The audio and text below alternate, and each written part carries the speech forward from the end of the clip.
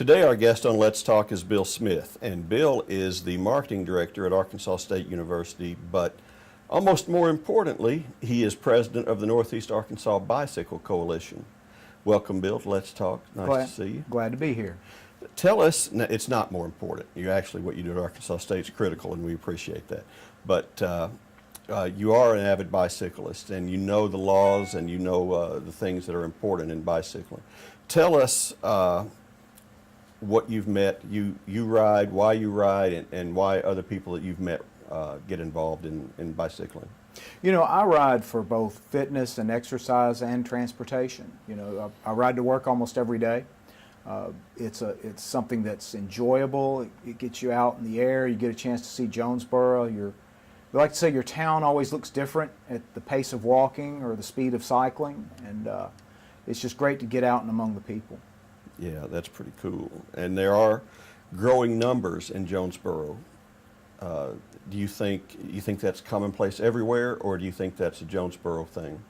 I think it's everywhere. I think you're seeing growing numbers of folks that want to use a bicycle for their transportation or their exercise. There are two key demographics, though, I think that are driving a lot of this, and they're the ones that we talk about over and over and over. First, it's the new students that are coming to a place like Arkansas State, that millennial generation and the generation behind them. They really view their transportation differently than we did when we were in college. They like to ride share, they like to bike share, and they like to use public transportation. So you see them doing it. But I think you see a lot of boomers getting back into exercise that like to use a bicycle because of their knees or their ankles, or just because they enjoy getting back into something that they did maybe as a youth. So you have two growing demographics that are growing in Jonesboro, and I think that's why you see more cyclists. We do see a lot here, and in my experience, Jonesboro is a little unique from some of the smaller towns I've lived in that, you know, I guess with the fact that we've got Gearhead here, that we have more people, even my age and your age, who are comfortable putting on some Lycra and getting out there and, you know, tour to Jonesboro. And so I think that's really cool, and I think that's one of the cool things about Jonesboro. But when you do that and you're on the streets and you've got car traffic, what are the things that bicyclists should know? What are the things that motorists should know? You know, if I could distill it to two things, one for each audience. For the drivers, they need to be patient and be aware. And for the cyclists, they need to be predictable and visible. Again, for the driver, you know, you're going to come upon a person riding on a bicycle, and they may be doing it for fitness, but they may also be using it as the way they're getting to work out in the industrial park. Understand that in the state of Arkansas and in any state in the Union, that cyclist has a right to use the road. So give them the rights that you would expect if you were in their position, and see the person that's there. You know, it's not a bicycle, it's a person riding a bike. It could be your neighbor, it could be your kid, it could be your grandfather, it could be your wife, your spouse. And I think that's important because we have a lot of folks get impatient driving when they come upon a cyclist. And as a rider, you understand that, but everybody's trying to get somewhere. The cyclist is trying to get somewhere. And if the people in vehicles will give you that 20 to 40 seconds to make a safe pass, no one's going to get hurt. What concerns a lot of us, and we're really worried that someday it's going to end poorly for probably the automobile driver more than the cyclist, is a head-on collision, because someone's going to give me plenty of room, but they're not going to yield to the car coming at them. We see a lot of that in our area because folks just aren't willing to wait till they can get a good opportunity to pass safely. Or they think about, actually may think about the bicycle, but not recognize that there's a car coming at them from the other direction. Absolutely. I would tell you the majority of drivers in our region are fairly courteous and somewhat considerate, almost to a fault. You know, they will get in the other lane to pass, and I promise you that is, if you're wanting to do something to really show your friendliness to somebody that's riding a bicycle, it's get in the other lane, not just the state of Arkansas 3 feet space. Right. Unfortunately, though, if you're being a little impatient about your passing on a lot of our 2-lane streets that are double yellow line, and there's a car coming, you're making the driver coming at you make a choice. Well, am I going to swerve to miss you coming at me in the car and you making the pass? Am I going to swerve back onto the person on the bike to avoid the car coming at me? Well, Bill, isn't that a lot to think about, especially if you're trying to text or choose a good, song to listen to on you? And you're right. The ability to multitask is not what it used to be. Yeah. You hit on another huge issue in our area, and that's the distracted driver. Yeah. Again, because we're moving a little slower, and one of the things that we teach people on bikes to be aware of is to make eye contact with drivers to see what they're doing so you know what to worry about. I promise you, we see a lot of distracted driving. And that's what scares you the most at times when you're riding on your bicycle is you know that driver has no idea where you are. And they're going to look up from the phone or look up from the radio or look up from whatever they were doing, eating their lunch or putting on their mascara, and then all of a sudden there's a cyclist there. Right. So it's best not to text while driving, apparently. Or cycling. Or cycling. Does it happen while cycling? Have you seen that? I've seen that. That's beautiful. In a sad That's a skill way. level. That's a skill level when you think about it. Yeah, not one we want to have to think about. Now, there are things for that are actual laws, and you said the 3 feet law. What else are actual traffic laws, not just good ideas? Correct. In the state of Arkansas, for a person on a bicycle, they are to obey all the same traffic laws as a driver of an automobile. That means you're supposed to ride with traffic. You have to obey all signals, that's stop signs and stop lights. You're supposed to signal your turns. And if it's in the evening, you have to have lights and reflectors. So, those are the requirements for the person riding the bike. And then, again, for the individual driving the car, we do have what's called the 3-foot law. 27 states in the country have that, in which when you pass a person on a bicycle, you have to give a minimum of 3-foot spacing to that individual as you pass. This is what always is interesting when you're trying to explain that relationship to a driver. Keep in mind that the person on the bike's about 2.5, 3 feet wide with the handlebars. They're going to ride 2 or 3 feet off the edge, probably more if they've had safety instruction from us. Mm-hmm. And then 3 feet beside them, so 2 plus 3 plus 3, we're at 8 feet. Most of our travel lanes in the city of Jonesboro are 12 feet or less. And I don't know of many 4-foot wide cars. Right. But people still try to make that pass in the lane, and it's against the law and it's dangerous. Yeah, that's like overtaking a car in the same lane. Exactly. If you would be technical about it, but I'm sure that does happen because there are bad drivers out there. But I also notice, if there are crowded streets, like for instance Nettleton, I've seen people trying to ride the bicycle on the sidewalk, and I can see where that's a safe idea, but that's kind of a scary street at some levels, when it's 2-lane particularly, or 3-lane. Often in our town, the safer roads to ride on are the 4-lane roads, and people look at me and say, how in the world would you ride on Dan Avenue? It's a 55-mile-an-hour speed limit, but it's 5 lanes wide. There's room for the car to pass, there's room for the cyclist to have its space, and that's the way it is on our wider roads. You're right, on our more narrow roads are where some of the more challenging incidents happen. I'm glad you brought up sidewalks because in the state of Arkansas, you can ride on a sidewalk, but in certain municipalities, you're not allowed to ride on a sidewalk. Jonesboro would be one of them, with an interesting ordinance that says that you shouldn't ride your bicycle in a business district. Well, I think we could all understand that Main Street's a business district because of the number of pedestrians, and it's not good to have the bike on the sidewalk, be in the traffic with the other vehicles.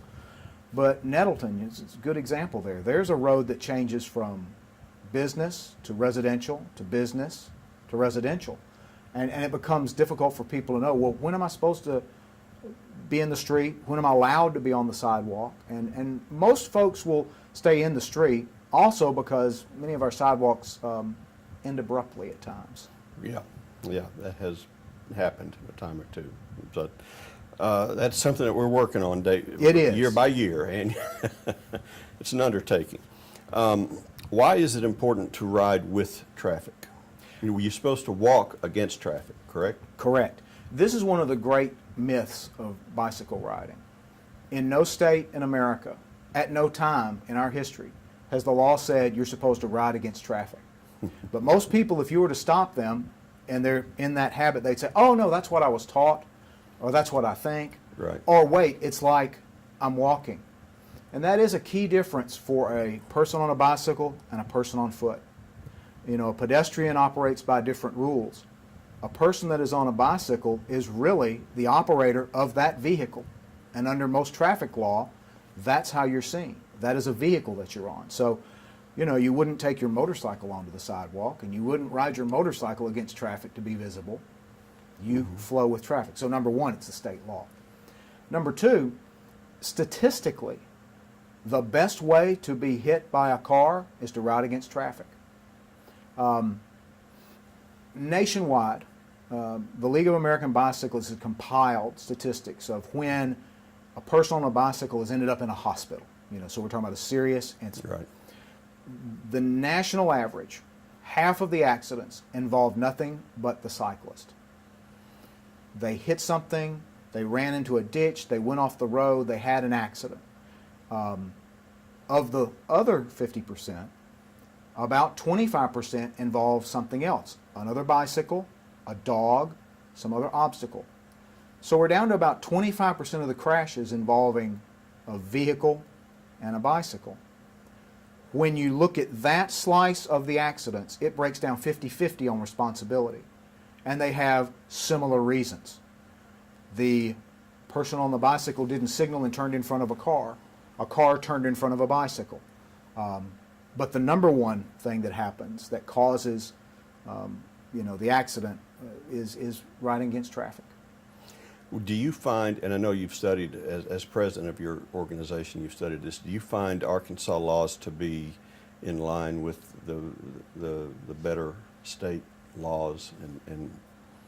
And do you find statistics in Arkansas to be similar to other states as far as safety? You know, I think if you look in the state of Arkansas, you have great disparity because we are a state that has large rural areas and we have very urban areas. So those numbers often don't line up. Arkansas and North Carolina are considered the two states with some of the most broad laws for traffic related to cyclists. For example, in the state of Arkansas, you do not have what would be one of the next reasons how you end up in a crash, and that's riding too far to the right on the road.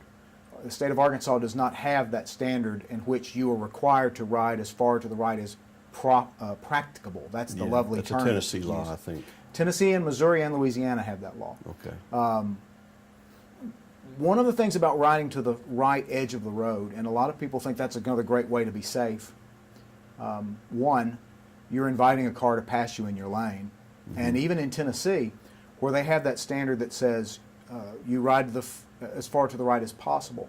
If the road is deemed substandard, and by that the edge of the road is rough, right, or it's a narrow lane, let's say it's a 10-foot travel lane, you're to take the full lane and no longer have to be on the right to prevent that in-lane passage. The other part, though, that's really more dramatic is you blend into the edge of the road when you're at the right side of the road. So if you think about looking down a road in the distance, mailboxes, trees, recycling bins, objects along the edge of the road, and you just become a part of that to the driver. The faster the driver goes, the more their vision narrows in because they're looking further down the road at higher speeds. So the edges of the road become peripheral and eventually blur out. If you're riding further into the middle of the road, you're actually going to be seen more by the driver. Now, yes, they're going to have to react to you. And in honesty, that's probably the most dramatic type of, it's the rarest, but it is the most serious when a car from the behind runs over a cyclist. But when you're out in the road, you're probably going to be seen. If you're near the edge, that's that moment like we talked about earlier where the distracted driver's been looking down and they look up and, oh my gosh, all of a sudden they're right here and it's too late. Yeah, yeah. Are there, you though obviously find the activity to be enjoyable and not dangerous enough to be afraid. Are you afraid on certain streets in Jonesboro? Do you have streets that you avoid? I have streets that I avoid out of practicality. Okay. I do not advise anybody ride on Red Wolf Boulevard. a fair statement, because you think about traffic flow, traffic speed. Right. That's just not a good place to be on a motorcycle, a bicycle, or if you can avoid some days of the week, some times of the day, in a car If you because got of a better traffic. route, correct. So practicality, I think, comes into this. You know, a good example might be Washington Avenue and Jefferson Avenue. Okay. You know, out on the west end. Yeah. You know, they're both the same width. They both have the same number of stopping points if you travel east and west. But, you know, some days I'll jump over to Jefferson because there's just fewer cars to deal with. But some days I need to get to some place and I might stay on Washington and flow with the traffic as best I can. So I do think there's that type of situation. You know what? I think if I can go old school for a minute, I think a lot of people probably who aren't cyclists don't think of how many miles people who are in hobbyists or advocates really log a day. How many miles, if you go for a good evening ride or a Saturday ride, how many miles might you put in? You know, you mentioned Gearhead earlier, and among the riding community, there's a loop called the Gearhead Loop. Okay. And you'll notice that the Northeast Arkansas Bicycle Coalition bought a lot of Share the Road signs. If you'll notice the ones that have a cyclist and a runner on them both, those were bought in the 2008, 2009, and they basically mark that loop that goes from downtown near Gearhead out into the north side, to the west side, and back around to downtown. And that's an 18-mile loop. Every Saturday morning, there's a group that usually leaves from Gearhead and does that loop at least once. Some will do it twice. You know, your higher-end riders, when they go out for a ride, 50, 70 miles on a weekend day is routine for them. Now, for commuters, you know, I've got about a 1.5 mile commute every day.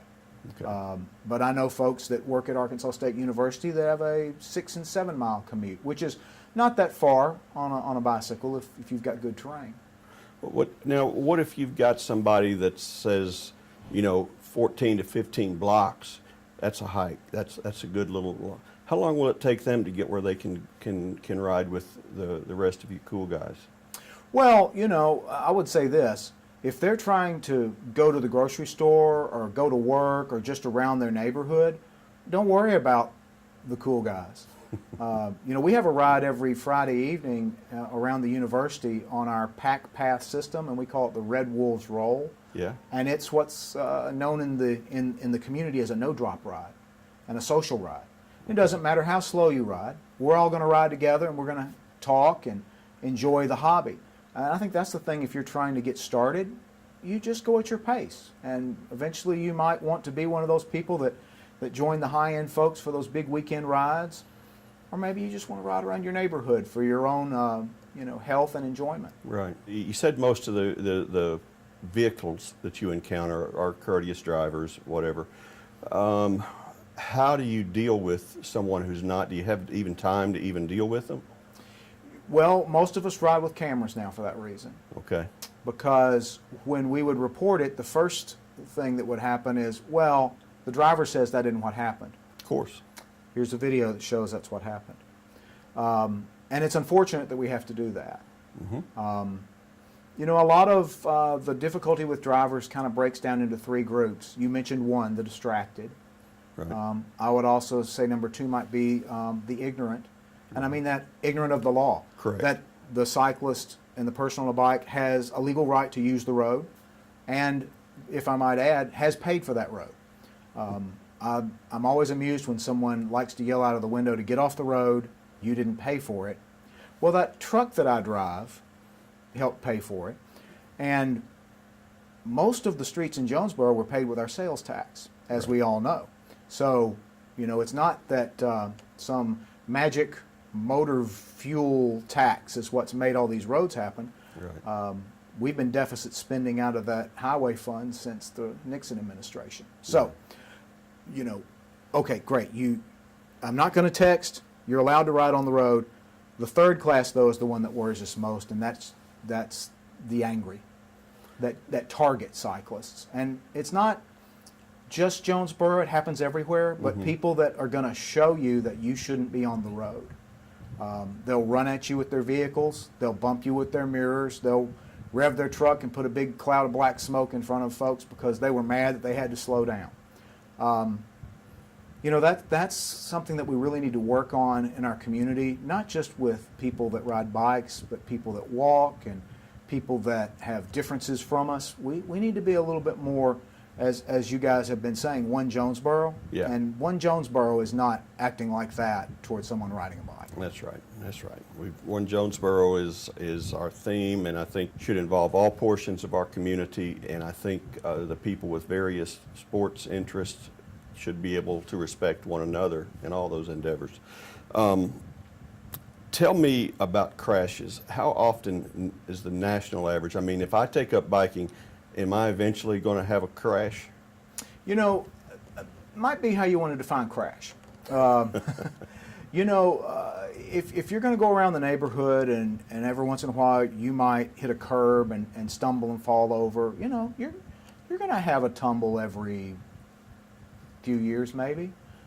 I've only had 2 serious ones, so I feel myself fortunate, but I also try to be fairly safe and cautious. All that said, the number one thing you can do to help protect yourself is make sure you're wearing a helmet. There is no helmet law in the state of Arkansas for a cyclist or for children. Now, in other states, it is under 18, they're required to wear helmets, and in some municipalities, you're required to wear helmets. The best reason I can tell you why you need to ride a helmet is the slow speed crash. If you are hit by a motorist at a high rate of speed, I don't think your helmet's going to help you. Let's just be realistic. Yeah. But I know of 2 very distinct cases where middle-aged riders, one was going about 8-9 miles an hour on our campus, but had gotten off the edge of one of the trails and tried to come back. Their wheels caught the edge and they hit head first. Cracked the helmet open, unconscious for about a minute and a half. Lovely ambulance ride with a serious concussion. I don't know that person would be with us had they not been wearing a helmet, and certainly probably would have been seriously handicapped. Yeah. Just the other day, a similar crash happened where someone's wheel dropped into a crack in the roadway, and that grabbed their wheel. They were over the handlebars before they could react, face first onto the ground. Again, not a high-speed crash, and not involving a vehicle, just an accident. Right. So yeah, that's why you really need to have that helmet on. It's for those type things. It's for the but most bike rides don't involve crashes. We've kind of gotten to the dark side. So most bike rides don't involve crashes these days. No, they do and not. So tell me a little bit about some of your unique experiences riding a bike. Can you recall? I mean, if I say, Bill, what are your favorite rides? Can you come up with a couple of thoughts that pop into your head immediately? I can. When I first moved to Jonesboro, they've changed the name of it now, but Ride for Your Ribbon was then known as the Ride for the Cure, and it was one of only 3 Coleman bike rides in the country. So to see the community turn out and go on that ride for a great cause, that's wonderful. And like I say, it continues today under a slightly different name. Whether you are a advanced rider or you're just starting, I would highly recommend going down to West Memphis and riding across the Mississippi River. Oh, I bet that They is now cool. have a pedestrian bike trail on the old Haraham Bridge. Right. So you can start on one side and ride across the Mississippi. It's the longest Mississippi River crossing in the country that's dedicated to runners and riders. It's just a beautiful view and it's a wonderful experience. Just recently I had the opportunity to participate in RAGBRAI, which is the largest, oldest bicycle event in the world. And this was the 46th year. You start at the Missouri River on the west side of Iowa, and 7 days later you get to the Mississippi River on the east side of Iowa. Is that right? There are about 15,000 riders, and we go through little towns of 3,000 and 4,000 people. So you can imagine when the circus comes to town. Yeah. It's an experience that's hard to describe. You get up in the morning and you get on the road and you think, I'm going to stop for an hour and eat lunch in this one little town, and you get on the road and there's bikes to the horizon in front and bikes to the horizon and back. You stop for an hour, you get back on the road, you know what you got? bikes to the horizon in the front, bikes to the horizon in the back. That's funny. It's incredible. The other one that I would mention is there's a ride in New York City, which is probably the largest one-day event in the country. They close the roads on a Sunday, the first Sunday in May every year, and you can ride through all 5 boroughs, crossing 5 bridges, What? and they have 35,000 people on that bike ride. They closed the roads in New York City? Imagine that. I cannot imagine that. New York City probably has the most extensive network of bike paths and bike accommodations of any city in America now. Is that right? It's right. That's wonderful. Well, I guess you're excited about our master trail plan and what it's going to mean for bicyclists going in Jonesboro. You know, I think it'll be a great step forward. It's something that's going to take time and we've got to commit to. When you look at other cities in our state, they've made that commitment. And it's going to be extremely important for Jonesboro to make the same commitment to keep up. Right. You know, the governor has declared that his goal is that Arkansas become the cyclist center of the South. You're seeing that in different regions and different towns now, so it's not just something that's coming to Jonesboro, it's something that's here in the state of Arkansas. Yeah, yeah, and they're doing it, and we've got some options. I still think that are being discussed about the precise route, but we've got a plan, and we've got some great people leading it, and I think it's going to connect all corridors of the city to downtown, and obviously then to one another. So I'm hoping that's really exciting for us. Yep, I think it's going to be great. Well, Bill, thank you for taking the time to come visit with us. Tell us something about Arkansas State before you leave. What's happening this fall? Well, you know, we're expecting a great fall. The football team might be pretty good. I've heard that. If you're getting votes in the top 25 poll, somebody else thinks we're pretty believes. good. That's Yep, somebody good. believes. Kelly Danfus is doing great things on our campus. He has really invigorated the faculty and staff, and the students absolutely love him. There are some big announcements on the horizon this fall. Very significant things we can't say now, but I think folks are going to be very pleased with some progress that's going to be happening at Arkansas State in various academic areas. We're anticipating a strong enrollment this fall. Things are growing at our Mexico campus. Our online continues to be the #1 online program in the state of Arkansas, so it's a good time to be a Red Wolf. It really is. It's a good time to be in Jonesboro. And Bill, thank you for taking the time to visit with us. I appreciate it. Thank you, sir.